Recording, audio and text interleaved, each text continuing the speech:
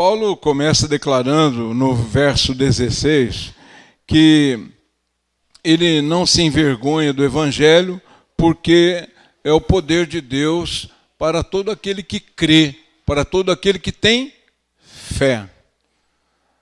E ele diz primeiro do judeu porque Jesus veio primeiramente para os seus, para os judeus, e depois para os gentios. Aqui Paulo coloca grego, mas ele representa todos os que não são judeus. E o verso 17, que serve de base para nós, diz: visto que a justiça de Deus se revela no Evangelho, de fé em fé, como está escrito, o justo viverá por fé. Pulem rapidamente, por favor, para Romanos 3, versículos 27 e 28. Onde, pois, a jactância foi de todo excluída? Foi de todo excluída. Por que lei? Das obras? Não, pelo contrário, pela lei da fé. Concluímos, pois, que o homem é justificado pela fé, independentemente das obras da lei. E agora vamos dar um pulo para Hebreus 10, 38.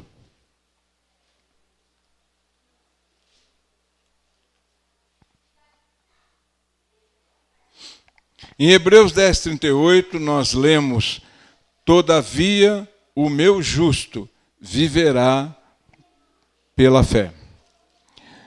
Meus amados, o que é que vocês entendem por o justo viverá pela fé? O justo viverá por fé ou pela fé. O que é que significa isso? Para começar, viver tem que sentido aí? Nós podemos entender viver aí, sem medo de errar, com dois sentidos. O viver aqui, na nossa carreira cristã. E o viver eternamente. Sem sombra de dúvida. Quando as Escrituras nos dizem que o justo viverá pela fé, significa que ele terá vida espiritual, ou seja, o seu espírito nasce de novo. O espírito está morto, estava morto antes de Jesus Cristo, o espírito estava morto. Mas a partir do momento em que eu recebo Jesus como meu Senhor e Salvador, esse espírito vive em mim. Por isso, Efésios 2, 8 diz que nós estávamos mortos nos nossos delitos e pecados. Mas Ele nos deu vida. Que vida? A vida eterna. O nosso espírito nasce de novo. E essas passagens que nós lemos são citações de Abacuque, livro do profeta Abacuque. Em Abacuque, nós temos lá a mesma palavra que Deus concedeu a Abacuque profeticamente. Está no capítulo 2, verso 4, que o justo vive pela fé. O Senhor tinha dado essa profecia, e essa profecia cumpriu-se a partir da chegada do Senhor Jesus Cristo. Então, aquele que recebe a Jesus como o seu Senhor e Salvador, esse nasce de novo. Não foi à toa que Jesus Cristo disse para Nicodemos, João 3,16, que é a suma do Evangelho. Porque Deus amou o mundo de tal maneira que deu o seu Filho unigênito, único gerado, para que todo aquele que nele crê, para todo aquele que tem fé nele, não pereça, mas tenha, olha só, crê nele, tem fé, tem a vida eterna. Estão entendendo? Deu para entender? Se você crê em Jesus, você é nova criatura. Se você ainda não creu em Jesus, se não teve a oportunidade celestial de receber a Jesus como seu Senhor e Salvador, ainda está em tempo. Se você está ouvindo essa mensagem, porque Deus está apelando ao seu coração. Nós precisamos de Jesus. E o objetivo dessa palavra esta noite é mostrar para você a importância da fé. Que muitas vezes a fé cai no lugar comum, a gente banaliza a fé. O que é a fé?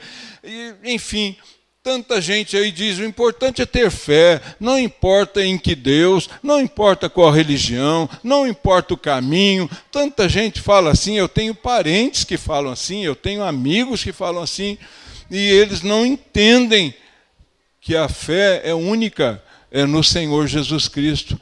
E não adianta eu bater a porta de santos, não adianta eu bater a porta de homens, não adianta eu bater a porta de mestres hinduístas, shintoístas, budistas, não adianta, eles não vão me dar a vida eterna. Eles foram homens e morreram e aguardam a ressurreição.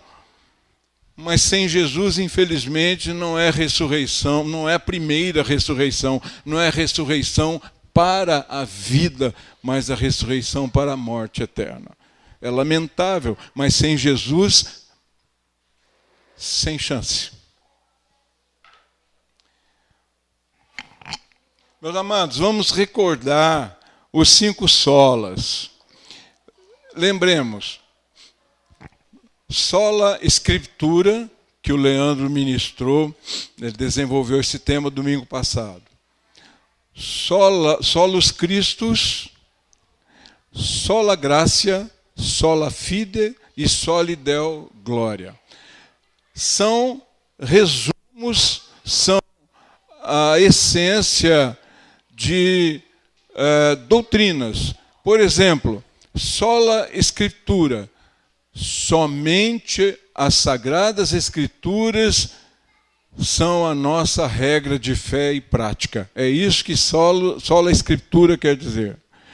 Solus Christus, somente o Senhor Jesus Cristo nos salva, somente Ele nos leva ao Pai. Sola gratia, nós somos salvos pela graça de Deus, não é pelas obras, é pelo trabalho que Deus realizou em Cristo Jesus e atualmente continua através do Espírito Santo aqui conosco na igreja. Depois, sola fide, somente pela fé no Senhor Jesus Cristo, somente pela fé na obra salvífica operada pelo Pai através do Filho e aplicada pelo Espírito Santo agora. É somente pela fé que eu tomo posse da graça. E Deus é tão bom que até a fé é dom dele. Ele também nos dá a fé para recebermos a graça. E finalmente, soli Deo gloria. Somente a Deus é dada a glória. Só Ele é merecedor de toda a glória. Eu posso ouvir um amém?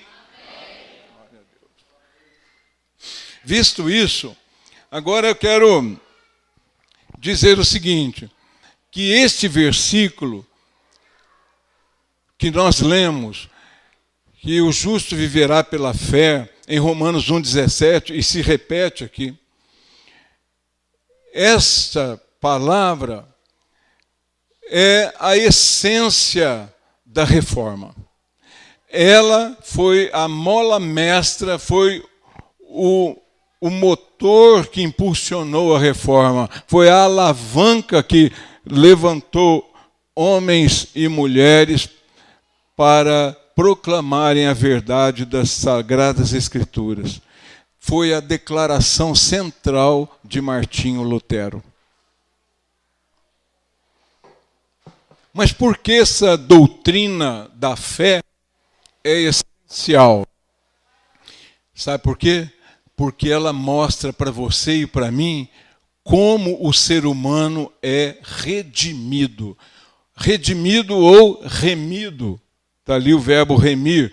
O que significa redimir ou remir? É perdoar, é tirar a culpa,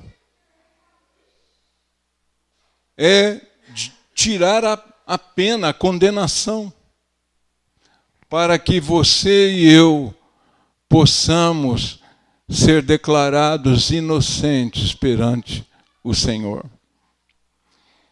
Amados, como eu disse, nós precisamos entender o valor da fé. Vamos parar de banalizar essa doutrina tão importante. A doutrina da justificação pela fé. Nós somos justificados por Deus por causa da fé, por meio dela. A Bíblia nos diz o seguinte, que Deus é justo e santo. Agora, parem para pensar um pouquinho comigo. Como é que nós podemos enfrentar esse Deus justo e santo?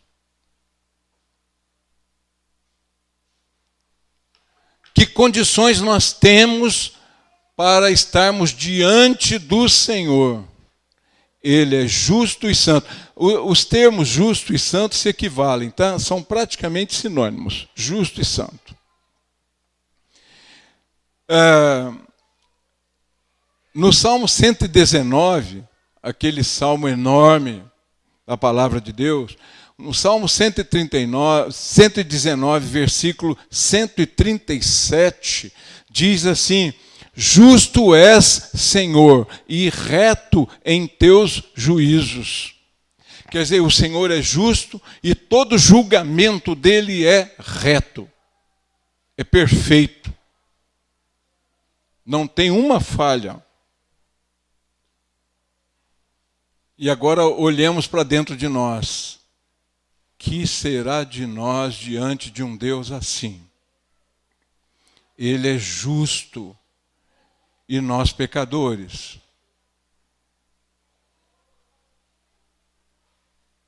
Continuando, o Salmo 143, verso número 2, diz assim: não entres em juízo, Davi falando, não entres em juízo com o teu servo, quer dizer, Davi falando comigo, não entres em juízo comigo, porque à tua vista não há nenhum justo vivente. Não há justo nenhum vivente. Nenhum vivente é justo. Então Davi aqui ficou pesaroso, ele teve consciência do pecado que ele carregava, do quanto ele é pecador. Ele então temeu a Deus, a sua consciência foi lá para o pé, pesou muito. Ele, olha, Senhor, não entre em juízo comigo. Ele estava com a consciência muito pesada. Não entres em juízo comigo. Porque tu és santo, tu és puro, tu és justo, e ninguém aqui na terra é justo, ninguém. Que será de nós? É essa consciência que nós temos quando atinamos com o nosso pecado, quando nós paramos um pouco com a correria aí do mundo, do trabalho, de tantas preocupações, paramos um pouco e olhamos para nós. Meu Deus, eu sou indigno. Meu Deus, com que cara eu vou comparecer diante do Senhor?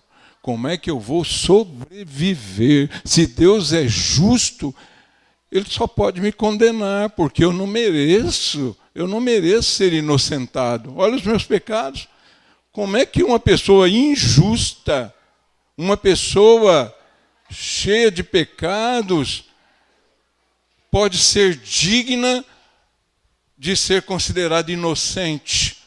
Deus é justo, Ele não pode negar-se a si mesmo, Ele não pode deixar de ser justo. Eu vou passar a mão na cabeça desse aqui, não vou condenar, não. Ele está cometendo injustiça. Ele está indo contra a própria palavra, ele está indo contra um atributo dele, um atributo eterno de Deus. Ele é justo, ele não pode deixar de ser justo, ele não pode cometer injustiça. Amados, vocês se lembram de quando judeus, de maneira muito ímpia, cruel, arrastaram uma mulher adúltera até Jesus, quiseram colocar Jesus à prova, dizendo, a lei de Moisés diz que é para apedrejar a mulher adúltera. O que Jesus disse para eles?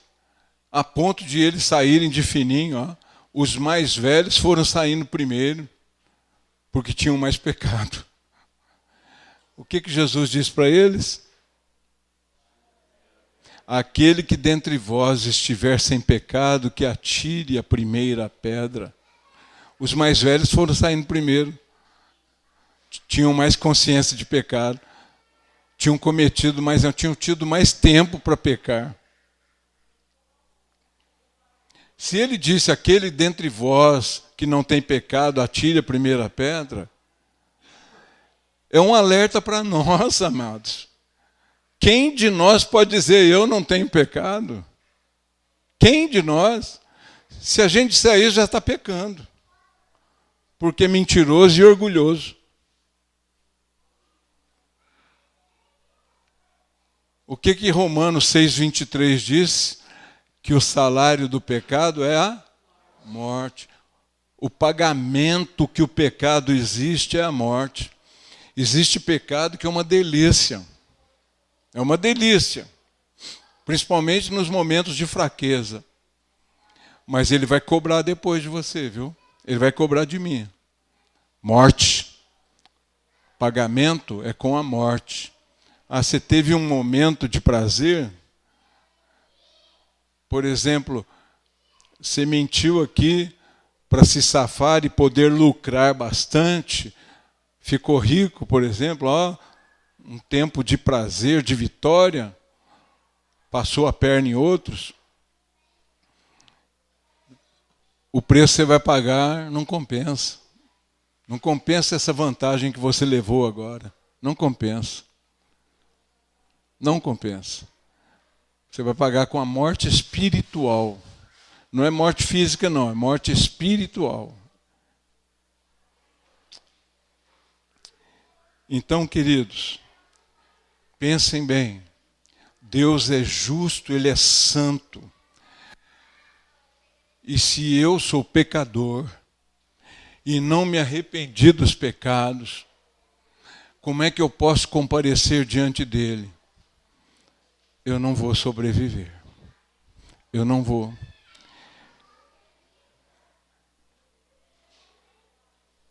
Voltemos a Davi. Sabe o que Davi disse? Está no Salmo 130, versículo 3. Você pode apenas ouvir. Davi diz assim, olha, se observares, Senhor, iniquidades, quem, Senhor, subsistirá? Ou seja, quem vai sobreviver? Se tu observares as iniquidades nos seres humanos, ai de nós, quem é que vai aguentar? Quem é que vai ser inocentado? Salmo 130, versículo 3. Amados, até aqui, eu estou dando essa má notícia para vocês, de alerta.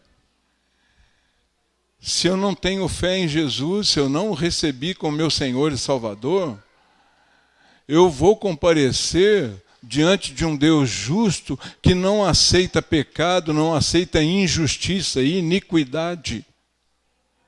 Não pode, ele não pode negar a si mesmo, não pode negar ao seu caráter, aos seus atributos. Ele não pode negar seus atributos. Então, só há uma sentença: condenação. Condenação. E eu quero que você agora durante alguns segundos, reflita, faça uma viagem interior. Você pode ir a um passado bem distante, ou a um passado recente, ou aqui no presente mesmo, e comece a lembrar pecados da sua vida. É entre você e Deus. Comece a pensar aí em injustiças que você, porventura, cometeu. Pense aí em tipos de pecado. Por exemplo, se você prejulgou, se você julgou errado, se você xingou alguém, se você brigou, se teve inimizade com alguém, se odiou, se teve prazer em que alguém tenha sido mal sucedido, se teve inveja, se teve alguma malícia. Eu sou o primeiro a levantar a mão. Eu tive tudo isso aí, tá? E tem mais coisa ainda que eu não estou lembrando agora. Eu acho que eu estou falando com seres humanos. Eu acho que todo mundo aqui já teve e é tentado a ter esses momentos assim. Momentos em que a carne fala alto. Momentos de raiva. Momentos em que você, às vezes, não suporta a presença de alguém. Você odeia, você deseja se vingar. Às vezes a gente pode ter um momento de inveja. Alguém muito bem sucedido. Como no Salmo 73, o salmista diz, olha lá o ímpio progredindo. Ele tem até a pele brilhosa. E eu estou aqui, Senhor. Mas depois ele entrou na presença de Deus e contemplou a Deus. Ele viu que a sorte do ímpio é passageira. Mas ele tinha vida eterna.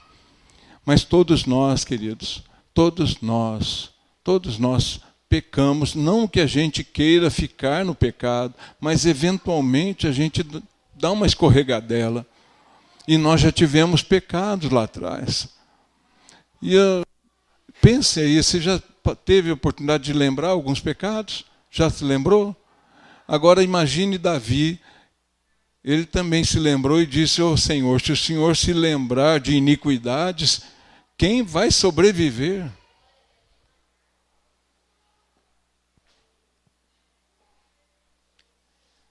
Meus amados, depois dessa pergunta crucial, em que Davi teve esse momento de consciência pesada, ele se lembrou do quanto é pecador e clamou a Deus. Nós também somos convidados a fazer esse exame de consciência, esse autoexame, esse exame de nós mesmos e perceber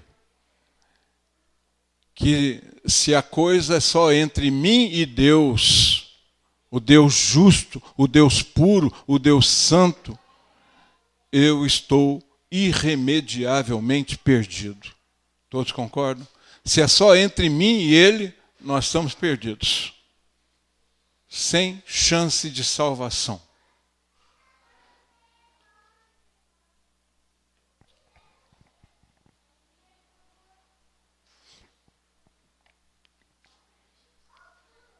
Essa pergunta que Davi fez para Deus, num momento em que ele caiu em si e viu que ele era injusto e pecador, essa pergunta é nossa. Traduzindo em miúdos, é como se nós disséssemos assim, Senhor, se eu morrer agora, o que será de mim? Você tem segurança de salvação se a sua vida se extinguir agora, daqui a uns minutos? Se você tiver pouco tempo de vida, minutos, uns dias, algumas semanas ou meses, em relação a Deus, como é que você estaria? Você tem segurança da salvação? Eu disse no início, repito, eu quero lhes mostrar de maneira o mais profunda possível a importância da fé.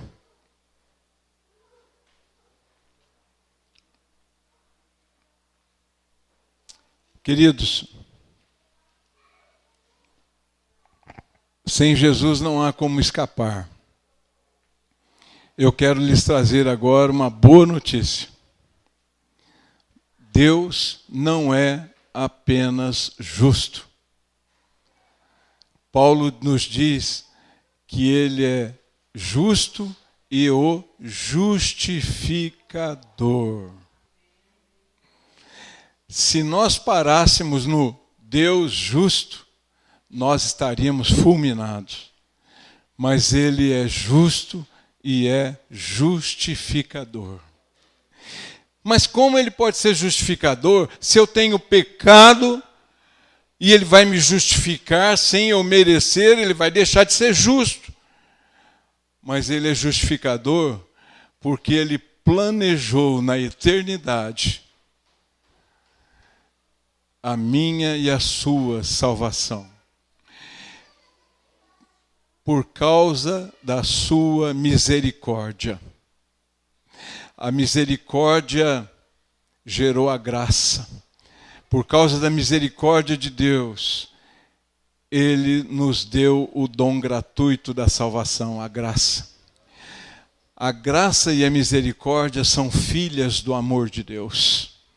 Porque Deus amou o mundo de tal maneira que deu o seu Filho único gerado, para que todo aquele que nele crê não pereça, todo aquele que tem fé em Cristo não vai perecer.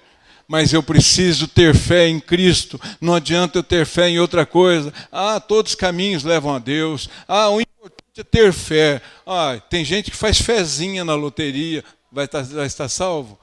Gente, há tanta coisa perdida, há tantos caminhos enganosos neste mundo. Provérbios diz que há caminhos que ao homem parecem bons, mas ao cabo, quer dizer, no final, dão em caminhos de morte.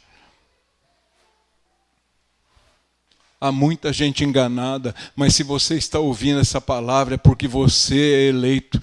Isto é, se você atender ao chamado de Deus, você é eleito.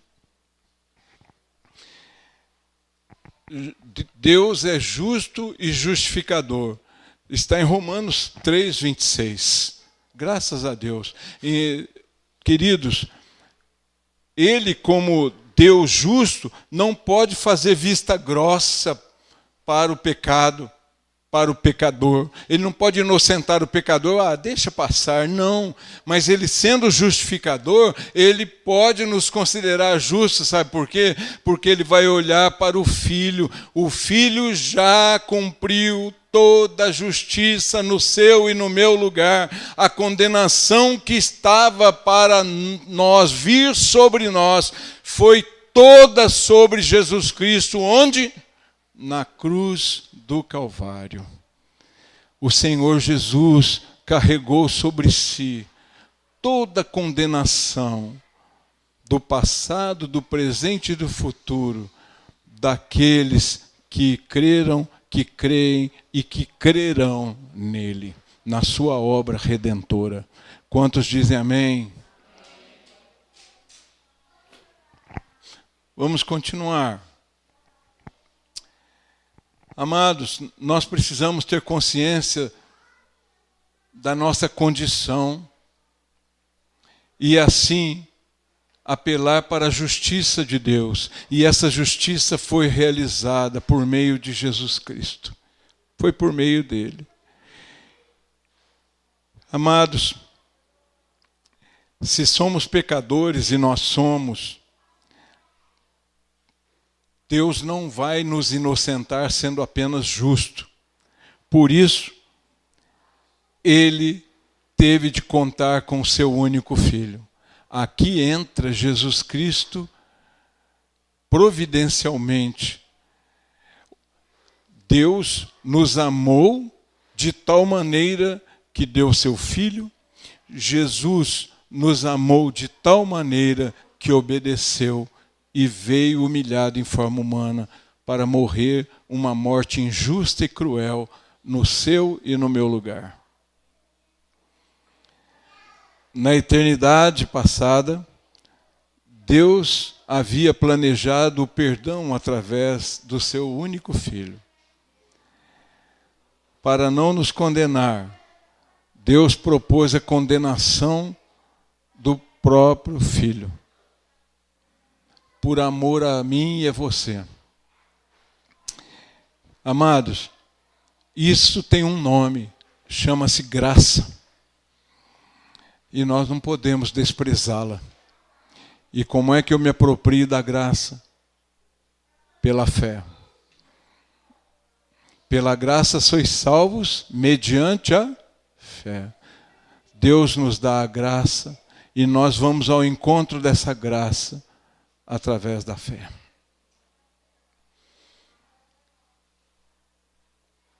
Abram comigo Efésios 2:8, que já citei aqui, mas convém nós frisarmos. Efésios 2:8 nos diz: porque pela graça sois salvos mediante a fé, e isso não vem de vós, é dom de Deus. Por isso que em Romanos 3, nós lemos há pouco, Paulo diz: onde está a vossa jactância? Trocando em miúdos, no popular, onde está o nosso contar vantagens? Nós não podemos contar vantagem nenhuma, porque toda obra salvífica é do Senhor para nós. Romanos 5, dê uma olhada em Romanos 5, versos 1 e 2. Justificados, pois, mediante a fé, temos paz com Deus por meio de nosso Senhor Jesus Cristo. Versículo 2, por intermédio de quem? Quer dizer, por intermédio de Jesus, obtivemos igualmente acesso pela fé a esta graça, na qual estamos firmes e gloriamo-nos na esperança da glória de Deus. Vamos entender isso aqui direitinho. Justificados, pois, mediante a fé. Amados, o que significa esse trechinho? Que Deus nos considera justos, sendo nós pecadores. Deus já considera você justo. Deus já me considera justo, sendo nós ainda pecadores, nós ainda estamos habitando nesta carne, nós somos ainda pecadores, não pecadores que estão aí mergulhados no pecado, mas eventualmente nós pecamos. Então, amados, Lutero escreveu uma frase que virou um lema, uma coisa importantíssima, é em latim: simul justus et peccator. Ou seja, simultaneamente justos e pecadores. Eu sou simultaneamente justo e pecador. Lutero teve compreensão desse versículo. Deus olha para você e diz: ali vai o meu justo. Por quê? Porque a justiça já foi cumprida por Jesus. Por isso que está escrito aqui: justificados, pois, mediante a fé. Nós já estamos justificados se estamos em Cristo. Depois, no verso 2, diz lá: e é por intermédio de Jesus que nós temos igualmente acesso. Aí vem de novo o reforço: pela fé. Acesso a quê? A esta graça. É pela fé que você vai até a graça. É pela fé que você toma posse da graça. E Paulo diz: na qual nós estamos firmes. A graça continua firme em você, se você crê em Jesus. A graça não se desvanece, não desaparece. A graça está atuante em você, e é a graça de Deus que não só me dá a salvação, como também vai me fortalecendo. Por isso que Paulo disse lá em Romanos 1,17, que nós vamos de fé em fé. Sabe o que significa essa expressão de fé em fé? É assim que nós devemos interpretá-la. Que nós vamos da fé inicial num crescendo, nós vamos nos fortalecendo na fé. É a fé contínua, é a fé perseverante. Começa na fé a nossa carreira cristã e apela para mais fé. Por isso que Paulo diz, de fé em fé, nós vamos crescendo na fé. Essa fé é perseverante. A graça nos faz prevalecer ou perseverar na fé. Como Deus é bom, como Deus ama, como Deus ama, como Deus é maravilhoso, é benigno, é bondoso. Nós precisamos valorizar esse Deus, queridos. Nós não cremos em qualquer um, nós cremos num Deus vivo, um Deus que se compadece de nós, um Deus que está presente, um Deus que não nos abandona. É esse Deus a quem nós adoramos, temos o privilégio e a alta honra de adorar. Oh, amados, pulem para os versos 8 e 9, Romanos 5 mesmo, versos 8 e 9. Mas Deus prova o seu próprio amor para conosco, pelo fato de ter Cristo morrido por nós, sendo nós ainda pecadores, inimigos de Deus, adversários. Não estávamos nem aí para Deus. Verso 9.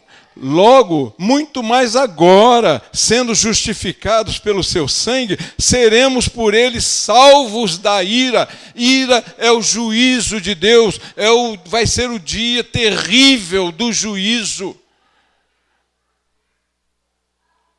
E ninguém vai escapar da ira de Deus sem Jesus Cristo. Sem a fé em Jesus Cristo. Sem essa doutrina da justificação pela fé. Mas eu não sou salvo porque eu conheço a doutrina da justificação pela fé.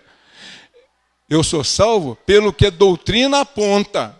E ela aponta para Jesus, aponta para a graça de Deus, aponta para a obra salvadora de Jesus na cruz do Calvário. Entenderam? Não é porque eu sei teologia, não é porque eu sei os 5 solas, não é porque eu creio nessas 5 doutrinas. É importante conhecê-las, mas é porque eu creio no que Deus fez por meio do seu único Filho, por mim e por você. Romanos 8:1. Romanos 8:1 diz assim: agora, pois, olha que maravilha, já nenhuma condenação há para os que estão em Cristo Jesus. Queridos, digam em voz alta, por favor, leiam comigo. 1, 2, 3, agora. Nenhuma condenação há. Você está em Cristo, você pertence a Cristo, você tem a Cristo como seu Senhor e Salvador, então você é salvo, você tem a vida eterna. Você não vai ter, você já tem a vida eterna. O seu espírito já nasceu de novo, como disse Jesus para Nicodemos, João 3,16. Que é o fulcro do Evangelho, a suma, a essência, o resumo de todo o Evangelho.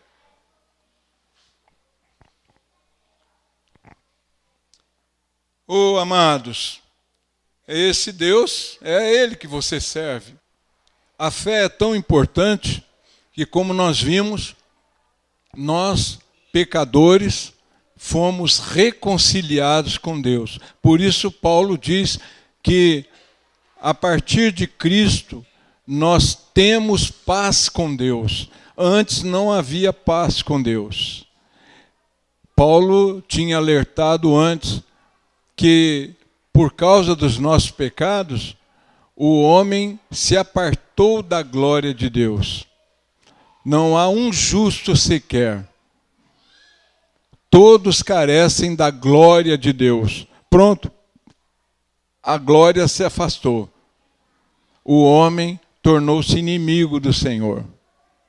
Mas, justamente por causa da graça, mediante a fé, nós somos transformados em pessoas justas. Vamos nos lembrar de João 1,12. O que é que João 1,12 diz? João 1,12 disse que Jesus veio para os seus, mas os seus não o receberam. Agora o 12. Mas a todos quantos o receberam, deu-lhes. Quem deu? Deus, o Pai. Deu-lhes o poder de serem feitos filhos de Deus, a saber, aos que creem no seu nome, aos que têm fé no seu nome. No nome de quem? De Cristo Jesus. Então, se você crê, se você declara que Jesus é o seu Senhor e Salvador, você já tem a vida eterna. Você saiu do time do capeta e passou para o time da luz. Como está escrito, que ele nos transportou do império das trevas para o reino do Filho do seu amor, ou para o reino da luz. Como não glorificar a esse Deus? Como não sermos reconhecidos, quebrantados? Tamanha maravilha desse Deus. Por isso, amados, Deus olha para você e diz: ali está o meu justo. O meu justo vive pela fé que ele tem no meu filho, que eu enviei por ele. Aleluia. Ele fez expiação de todo pecado. O homem é justificado pela fé. E se ele é justificado pela fé, ele tem a vida eterna.